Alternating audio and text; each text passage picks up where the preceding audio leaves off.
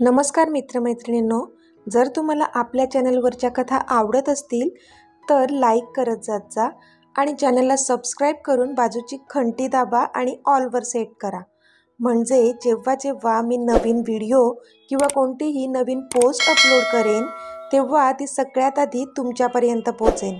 धन्यवाद। तर वळूया आपल्या कथेच्या पुढच्या भागाकडे। जानू, काय तोंडाला येईल ते बडबडतेस का? तुझं डोकं ठिकाणावर तर आहे ना? मॉम आता चांगल्याच भडकल्या होत्या तिच्यावर। आधी नव्हतं, पण आत्ता मात्र चांगलं ठिकाणावर आलंय मॉम। मी तोडते हे नातं, हे लग्न। मला प्लीज फ्री करा। आज महिना झाला ह्यांना असंच एका जागी पडून आहेत। मी माझं आयुष्य असं ह्यांच्या मागे नाही बर्बाद करू शकत। माझ्या पण काही शारीरिक गरजा आहेत आणि हे काय कधी उठतील त्याची मी वाट नाही बघू शकत। आणि कधी उठलेच नाही तर?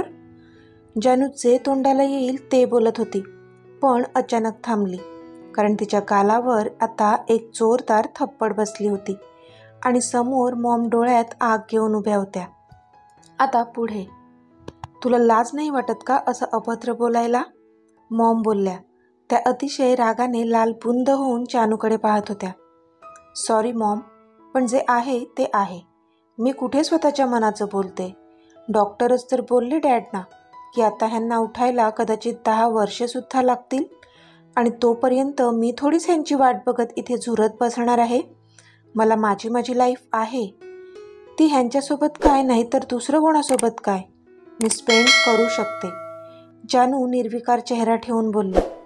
तसं पुन्हा तिच्या दुसऱ्या गालावर एक सणसणीत बसली आणि तिच्या एकाच डोळ्यातून अश्रू बाहेर पडला। मॉम प्लीज, ती रडकुंडीला येत गालावर हात ठेवून बोलली। मला मॉम म्हणू नको, नाहीये मी तुझी मॉम। अजून किती खालच्या पातळीला उतरशील ग?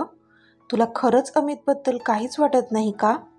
अगं बघ जरा त्याच्याकडे, कसा निपचित पडला आहे तो। त्याला आता ह्या क्षणी तुझी सगळ्यात जास्त गरज आहे, तुझ्या प्रेमाची गरज आहे, आणि तू ह्या अशा परिस्थितीत त्याला सोडून जायच्या गोष्टी करत आहेस। काहीच वाटत नाही का तुला? मला तर वाटत होतं तुझ्या इतकं प्रेम त्याच्यावर दुसरं कोणीच नाही करू शकत, पण तू तर 1 महिना पण नाही थांबू शकलीस। लगेचच तुझ्या शारीरिक गरजा वाढल्या का? शी! मॉम खूपच आगतिक होऊन चिडून बोलत होत्या। मॉम, प्रेम आहे माझं त्यांच्यावर, पण इतकंही नाही की मी माझ्या आयुष्यातली ही एवढी वर्षे वाया घालवेन, जानू बोलली। तशी मॉमने नकारार्थी मान हलवली। डॅडना पण खूप मोठा धक्का बसला होता हे सर्व ऐकून। त्यांची जानू असं काही करू शकते ह्यावर त्यांचा विश्वास बसत नव्हता, पण सगळं त्यांच्या डोळ्यासमोर घडत होतं म्हणून विश्वास ठेवावा लागत होता त्यांना। जानू, असं नको करूस प्लीज। अगं माझा अमित शुद्धीवर आल्या आल्या सगळ्यात आधी तुझं विचारेल, मी काय उत्तर देऊ त्याला? नको ग नको, प्लीज नको जाऊ त्याला सोडून। आपण बेस्ट डॉक्टरकडे त्याची ट्रीटमेंट करतोय, तो लवकरच बरा होईल, मी सांगते ना। पण प्लीज तोपर्यंत वाट बघ त्याची। असं लगेच त्याच्या आयुष्यातून नको निघून जाऊ। तो ह्या सिच्युएशनमधून जरी निघाला तरी तू त्याला सोडून जाण्याचं दुःख नाही पचवू शकणार ग तो, प्लीज। मॉम तिच्याकडे अमितच्या सुखाची अक्षरशः भीक मागत होत्या, पण जानूवर त्याचा काडीचाही परिणाम झाला नाही। सॉरी मॉम, पण माझा निर्णय झालाय, आणि हो, ते डिवोर्स पेपर्स जसे हे शुद्धीवर येतील तेव्हा प्लीज लवकरात लवकर त्यांची सही घेऊन सबमिट करा। माझ्या सह्या झालेल्या आहेत, त्यामुळे मी फ्री आहे। आणि हो, देवाच्या मनात असलं तर होतील ते लवकर बरे, पण मी नाही थांबू शकत तेवढा वेळ। I am sorry. अजून एक, मी माझा रस्ता निवडलाय, सो तुम्ही पण प्लीज तुमच्या मुलाला पण समजावा त्यांचा रस्ता निवडण्यासाठी, जेव्हा केव्हा ते शुद्धीवर येतील तेव्हा। जानू एक कटाक्ष अमितवर टाकत बोलली, पण तिचं बोलणं ऐकून मॉम डॅड दोघेही आश्चर्याने तिच्याकडे पाहतच राहिले। तुझा रस्ता निवडलाय म्हणजे? तरी मॉमने कसंबसं तिला विचारलं। म्हणजे हेच की मी लग्न करते पुढच्या महिन्यात इन्स्पेक्टर मानवसिंग राठोडसोबत, जानू दुसरीकडे चेहरा वळवत बोलली। पण तिचं ऐकून मॉम डॅडच्या पायाखालची जमीनच सरकली। काय? तू आणि मानव सोबत? काय बोलतेस हे तू?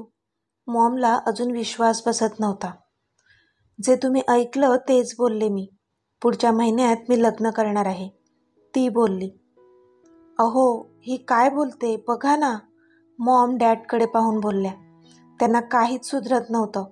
म्हणजे घरातला करता धरता मुलगा असा बेडवर निपचित पडला होता आणि आता त्याला आणि ह्या दोघांना आधार द्यायचा सोडून त्यांची सून मात्र दुसरं लग्न करायच्या गोष्टी करत होती.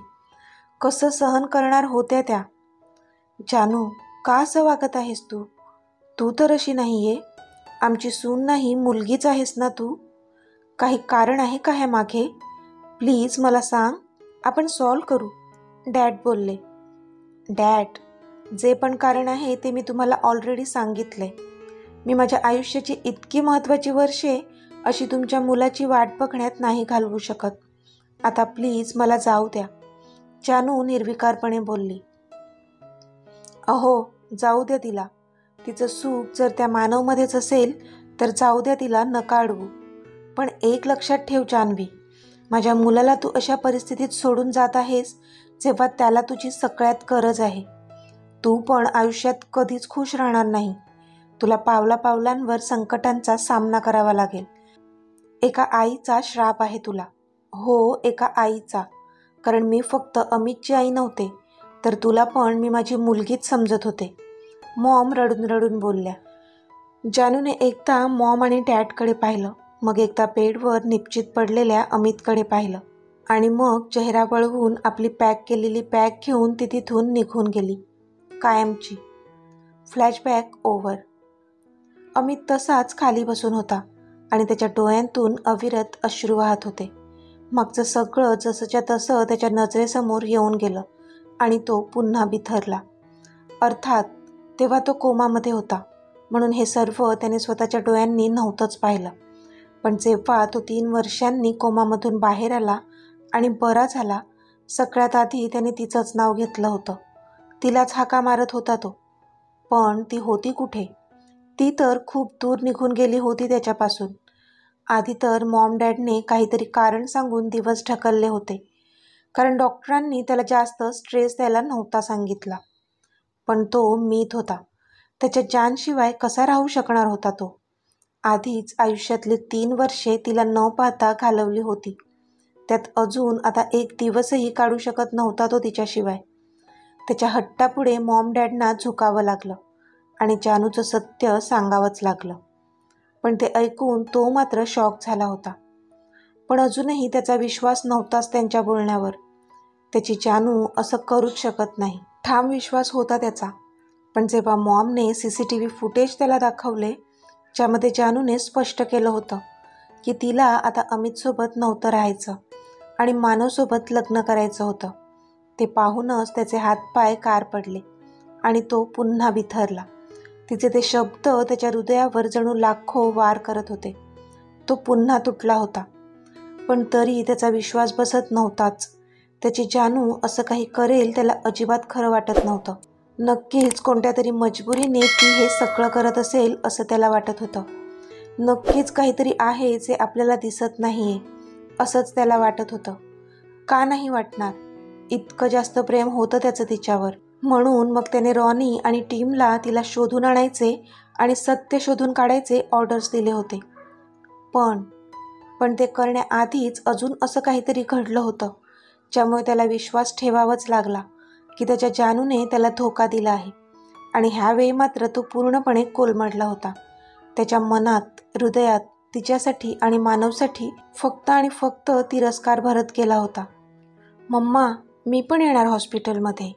छोटा जिनू जानूजवळ हॉस्पिटलमध्ये येण्यासाठी हट्ट करत होता. जिनू, अरे आम्ही प्रिन्सेसला घेऊन लगेच घरी येणार आहोत. तू प्लीज थांब ना शेजारच्या काकूकडे, जानू त्याला समजावत होती.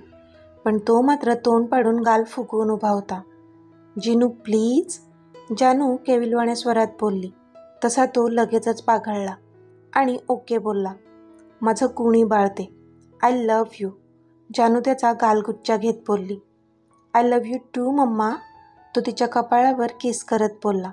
तशी तिच्या ओठांवर एक गोड स्माईल आली. प्रत्येक वेळी असं करून तो नेहमी तिला तिच्या मीची आठवण करून देत असे. तो सेम त्याच्यासारखाच होता, एकदम त्याचं स्मॉल व्हर्जन. ह्याची वेळोवेळी तिला प्रचिती येत असे. चल लगेच कपडे चेंज कर, मी तुला बाजूच्या काकूंकडे ठेवते, जानू स्वतःच्या भावना आवरत बोलली. Okay mamma. तो पण शहाण्या बाळासारखा बोलला आणि आत जाऊन कपडे चेंज करून आला. आंटी, मैं हॉस्पिटल जा रही हूँ, 1-2 घंटे में आ जाऊंगी, तब तक प्लीज़ जीनू को आपके यहाँ पे रहने दो. जानू खूपच अदबीने बोलली. अरे जानवी, इसमें प्लीज़ की क्या बात है, रहने तो जीनू को यहाँ, कितना क्यूट है वो. आओ जीनू, आंटी के पास आओ.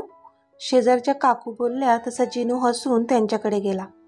थँक्यू आंटी, जानू बोलली. जीनू, आंटीला कोणताच त्रास द्यायचा नाही, ओके, शहाण्या बाळासारखं राहायचं, कळलं. जानू जीनूला समजावत बोलली. येस मम्मा, मी एकदम गुड बॉय बनून राहील. जीनू बोलला तशी जानू हसली. ओके बाय, मी पटकन जाऊन येते, जानू बोलली. त्यावर जीनूने मान डोलावली. Bye aunty. जानूने त्या आंटीला पण बाय केलं आणि मग ती हॉस्पिटलमध्ये गेली. जानू हॉस्पिटलमध्ये पोहोचली होती. डॉक्टरांशी बोलून तिने डिस्चार्ज घेतला आणि ज्या वॉर्डमध्ये प्रिन्सेस होती तिथे आली. ती छोटी प्रिन्सेस टुकूर टुकूर करून तिच्या मम्मालाच बघत होती. कशी आहे माझी प्रिन्सेस आता, जानूने तिला कुशीत घेत विचारलं. पण ती काहीच बोलली नाही. अरे काय झालं माझ्या प्रिन्सेसला, जानूने तिच्या चेहऱ्याकडे पाहत विचारलं. मम्मा, मी खूप त्रास देते ना तुम्हा सगळ्यांना, नेहमी आजारी पडते आणि मग तुला हॉस्पिटलमध्ये मला ॲडमिट करावं लागतं. मम्मा, तू दुसरा बेबी घे ना हॉस्पिटलमधून आणि मला इथेच सोडून जा, म्हणजे तुम्हाला त्रास नाही होणार माझ्यामुळे, प्रिन्सेस बोलली. तिचे डोळे पाणावले होते. पण तिचं तसं बोलणं ऐकून जानू आणि आशू दोघी तिच्याकडे एकटक पाहत राहिल्या. जानूने तर पटकन तिला छातीशी कवटाळलं. एवढंसं पिल्लू ते, जे काही बोललं होतं त्यामुळे जानूला भरून आलं होतं. प्रिन्सेस, अशी का बोलत आहेस बच्चा, मम्मा आहे ना तुझ्याकडे, तू का घाबरतेस, आणि तुला काहीच झालं नाही यशोना, मी आहे ना, मी तुला काहीच होऊ देणार नाही, जानू भरल्या डोळ्यांनी बोलत होती. तिने तिला छातीशी घट्ट पकडलं होतं. मग मात्र ती शांत झाली. पण प्रिन्सेस, तुला हे कोणी सांगितलं, आशूने विचारलं. मासी, तू डॉक्टर अंकलकडे गेली होतीस ना, तेव्हा एक नर्स आंटी इथे आली होती. ती फोनवर बोलत होती की इथे हॉस्पिटलमध्ये पण बेबी मिळतो, प्रिन्सेस बोलली. तसे जानू आणि आशू एकमेकींकडे पाहत राहिल्या. असं काही नसतं प्रिन्सेस, तू चल, आपण आपल्या घरी जातोय, जानू बोलली. तशी ती ओके बोलली. जानूने डॉक्टरांना जाऊन त्या नर्सबद्दल विचारलं. पण ती नर्स मात्र बोलली की ती अनाथ आश्रमाबद्दल बोलत होती. पण प्रिन्सेसने चुकून हॉस्पिटल ऐकलं असावं. मग जानूने ते मॅटर तिथेच सोडलं आणि ती प्रिन्सेसला घेऊन घरी आली. दुसऱ्या दिवशी अमित ऑफिससाठी रेडी झाला आणि तो खाली आला. मॉमनी त्याच्यासाठी नाश्ता लावला. तसा तो नाश्ता करायला बसला. गुड मॉर्निंग ब्रो, कुणालने अमितला ग्रीट केलं. गुड मॉर्निंग कुणाल, अमित बोलला. ब्रो, मी रात्रीच येणार होतो तुझ्याकडे, पण तू झोपला असशील म्हणून नाही आलो, कुणाल बोलला. It's okay, we will discuss in office, now concentrate on your breakfast, Amit त्याच्याकडे न बघताच बोलला. तशी त्याने मान खाली घातली आणि त्याचा नाश्ता करू लागला तो. अमित, मला तुझ्याशी बोलायचं होतं थोडं, मॉम बोलल्या. येस मॉम, बोल, तो बोलला. अमित, आता तुझी आणि शर्वीची एंगेजमेंट होणार आहे. त्या निमित्ताने तुम्ही दोघांनी एकत्र शॉपिंगला जावं असं मला वाटतं, मॉम बोलल्या. तसं अमितने एक कटाक्ष मॉमवर टाकला. मॉम, मला त्यात काहीच इंटरेस्ट नाही आहे, प्लीज तू जा तिच्यासोबत, अमित बोलला. अरे असं काय करतोयस, तिच्या पण काही अपेक्षा असतीलच ना तुझ्याकडून, मॉम बोलल्या. मॉम, मी सांगितलं होतं का तिला माझ्याकडून कोणतीच अपेक्षा ठेवायला, मी आधीच सगळं क्लिअर केलं आहे, अजूनही ती माघार घेऊ शकते, आय डोंट केअर, अमित निर्विकारपणे बोलला. अमित प्लीज असं नको बोलू, मी सांगते म्हणून तरी हो म्हण, फक्त माझ्यासाठी, मॉम पोटतिडकीने बोलत होत्या. त्या अमितला असं एकटं नव्हत्या पाहू शकत, म्हणून जेवढे होतील तेवढे प्रयत्न करत होत्या त्या. ओके, नेक्स्ट वीकमध्ये घेऊन जाईन तिला शॉपिंगला, शेवटी मॉमच्या शब्दांना किंमत दिली त्याने आणि हो बोलला तो. माझं झालंय, तो बोलला आणि निघून गेला. तसा कुणाल पण त्याच्या पाठोपाठ केला. अरे पटापट आवर ना तुझं, लेट झालंय आपल्याला. आशू जिनूची स्कूल बॅग भरत बोलत होती. हो मासी, कूल? हे काय झालंच आहे. जिनू त्याची स्कूलची छोटी पॅन्ट पायातून वर चढवत बोलला. अरे पण अजून तुला नाश्ता पण करायचा आहे, आशू वैतागत बोलली. आशू, आज मी जिनूला स्कूलमध्ये सोडते आणि मग तिथून ऑफिसला जाते. तू नको त्रास करून घेऊ. तू प्रिन्सेसकडे लक्ष दे, ओके? जानू बोलली. ओके, पण स्कूल सुटल्यावर घ्यायला जायला लागेल ना त्याला, आशूने विचारलं. तू नको काळजी करूस. मी आज बसवाल्या दादाला सांगते, तो आणेन त्याला पुढचे 2-3 दिवस. तसा मी अर्ज पण देते स्कूलमध्ये, ओके? जानू बोलली त्यावर आशू पण ओके बोलली.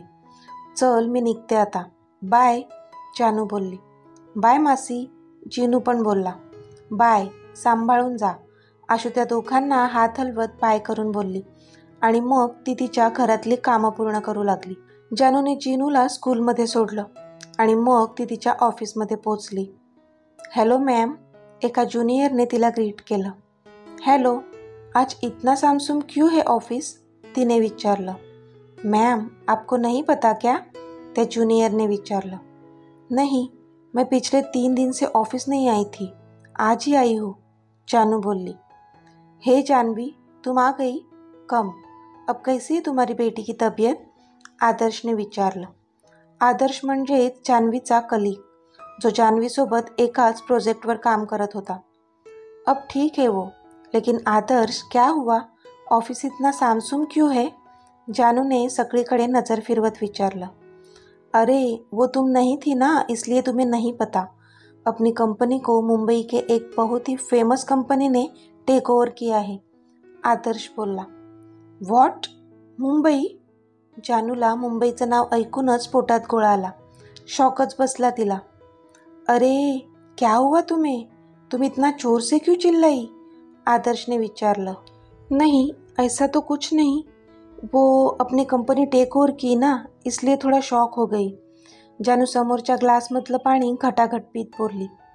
मुंबईचं नाव ऐकूनच तिला मागचं सगळं जसंच्या तसं आठवू लागलं होतं आणि तिचे डोळे पाणावले होते. अरे तुम भी तो मराठी हो ना, क्या तुम भी मुंबई से हो, आदर्शने विचारलं. तसा जानूचा चेहरा बघण्यासारखा झाला. हाँ, नहीं, मुंबई से मेरा कोई नाता नहीं है, जानू शून्यात बघत बोलली. ओके, आदर्श बोलला. आदर्श, कौन सी कंपनी ने हमारी कंपनी को टेक ओवर किया है, जानूने धडधडत्या हृदयाने विचारलं. पण मनातच राज्याध्यक्ष ग्रुप नको असू दे असंच तिला वाटत होतं. रीमा फॅशन इंडस्ट्रीज, तो बोलला. तसा तिने एक सुस्कारा सोडला, कारण राज्याध्यक्ष ग्रुपचं नाव नव्हतं ते. नई कंपनी है, अभी 3 ही साल हुए हैं, लेकिन 3 साल में ही बहुत तरक्की की है कंपनी ने. उसका ओनर बहुत ही स्मार्ट और इंटेलिजंट है, आदर्श बोलला. पण जानूचं त्याच्याकडे लक्ष नव्हतंच, कारण कंपनी वेगळी होती हेच तिच्यासाठी खूप जास्त होतं. लेकिन अपने स्टाफ को क्या हुआ, ज़्यादा कोई नहीं दिख रहा है, जानूने विचारलं. वो अभी मैनेजमेंट ने एक सर्कुलर निकाला है कि ऑल स्टाफ को मुंबई शिफ्ट होना पड़ेगा और अगर जिसको पॉसिबल नहीं उसे जॉब छोड़ना पड़ेगा, आदर्श बोलला. व्हॉट, लेकिन मैनेजमेंट ऐसा कैसे कर सकती है, जानू ने विचारलं. तिला आता टेन्शनच आलं होतं. अब हम उसमें क्या कर सकते हैं, वो तो मैनेजमेंट का डिसीजन है ना, आदर्श बोलला. पण इथे जानू मात्र विचार करू लागली की जर खरंच मुंबईला जावं लागलं तर. नाही, मी नाही जाऊ शकत मुंबईला, पण जॉब पण नाही सोडू शकत. सगळं तर माझ्या एकटीच्या जॉबवरच चालतं, म्हणजे मग मुंबईला जावं लागलं तरी जावंच लागणार होतं. त्यातल्या त्यात कंपनीत त्याची नव्हती, वेगळी कोणाची तरी होती. ही तिच्यासाठी चांगली बाजू होती. पण तिने सगळे विचार झटकले आणि ती तिच्या कामावर कॉन्सन्ट्रेट करू लागली. पण इतक्या तिला तिच्या डेस्कवर असलेलं एक मॅगझिन दिसलं. ते उलट दिशेने ठेवलं होतं. तिने ते हातात घेतलं, पण त्याची फ्रंट साईड पाहून ती मात्र अवाक झाली. एक खूपच हँडसम हंकचा फोटो होता त्या मॅगझिनच्या फ्रंट पेजवर. तेच बोलके डोळे, दाटसर भुवया, रुंद कपाळ, आधी गुळगुळीत असलेल्या गालावर आता मात्र ट्रिम केलेली बियर्ड होती. छानच दिसत होती त्याला. दाट काळेभोर सिल्की केस, तोच तेजस्वी चेहरा आणि त्यावर असलेला तो ॲटिट्यूड. जो त्याच्या पर्सनॅलिटीला भलताच सूट होत होता. हो, तोच होता, द अमित राज्याध्यक्ष. त्याचाच कवर फोटो होता त्या मॅगझिनवर, तिच्या मीतचा. काही क्षणांसाठी तर ती हरवूनच गेली त्या चेहऱ्यात आणि त्याला पाहतच राहिली. पण थोड्या वेळाने तिला परिस्थितीची जाणीव झाली आणि ती भानावर आली. पण आता तो फोटो त्या मॅगझिनवर पाहून मात्र धडधड वाढली होती तिची, कारण ती मॅगझिन रीमा फॅशन इंडस्ट्रीजची होती. आदर्श, सुनो ना, तिने आदर्शला आवाज दिला. हाँ बोलो जानवी. आदर्श थांबला आणि तिच्याकडे पाहत बोलला. ये मैगज़ीन पे जो कवर फोटो है वो ब्रँड एम्बेसिडर है क्या इस ब्रँड के? जानूने विचारलं, कारण राज्याध्यक्ष ग्रुपचा लांबपर्यंत फॅशन इंडस्ट्रीजशी संबंध नव्हता. माहीत होतं तिला, पण मग कळत नव्हतं की हा फोटो इथे कसा काय. अरे तुमने इन्हें पहचाना नहीं क्या? ये द अमित राज्याध्यक्ष है, वर्ल्ड के टॉप बिजनेसमैन, और इस मैगज़ीन के रिलेटेड पूछोगी तो ये ब्रांड एम्बेसिडर भी है और ओनर भी है इस कंपनी के. आदर्श बोलला, पण इथे जानूला मात्र धडकीच भरली. यानी ये रीमा फॅशन इंडस्ट्रीज इनकी है? जानूने एक एक शब्द जुळवत विचारलं. Yes, he is the owner of Reema fashion industries. Adarsh बोलला, पण त्याचं ऐकून इथे जानूच्या मात्र पायाखालची जमीनच सरकली होती. तर मित्रमैत्रिणींनो, आजचा भाग तुम्हाला कसा वाटला ते मला कमेंटमध्ये सांगा. आणि जर आवडला असेल तर व्हिडिओला लाईक करा, शेअर करा आणि चॅनलला सबस्क्राईब करून बाजूची घंटी नक्की दाबा. चला तर भेटूया आपल्या पुढच्या भागात. तोपर्यंत धन्यवाद.